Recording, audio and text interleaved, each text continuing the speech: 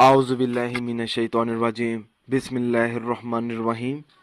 अस्सलाम वालेकुम नाज़रीन हज़रात, आप देख रहे हैं ज़ोया लाइफ हेल्थ केयर। दोस्तों, आज मैं आप लोगों को बताऊंगा दोस्तों में मोहब्बत पैदा करने के लिए बेहतरीन अमल।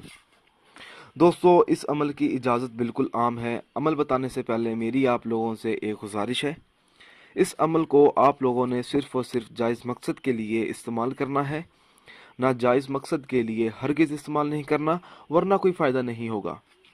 अक्सर देखा जाता है अच्छे से अच्छे दोस्त होते हैं, बाज़ अवाक़ात दो बेहतरीन दोस्तों में भी रंजिश पैदा हो जाती है और आपस में बोलचाल बंद हो जाता है, यहाँ तक कि वो दोनों दोस्तों में एक दूसरे के लिए नफ़रत पैदा हो जाती है और वो एक दूसरे से बातचीत भी नहीं करना चाहते। तो ऐसी सूरत में अगर कोई ये चाहता हो कि इन दोनों में मोहब्बत पैदा हो जाए इनके दिलों में और दोबारा से दोस्ती का रिश्ता बहाल हो जाए, तो ऐसी सूरत में उस शख्स को चाहिए कि वो ये अमल करे। अमल इस तरह से शुरू करना होगा, 2 बादाम की गिरियाँ ले और इस पर बावजू हालत में 7 मरतबा सूरत काफ़िरून पढ़कर दम करे और दोनों को किसी न किसी तरह खिला दे।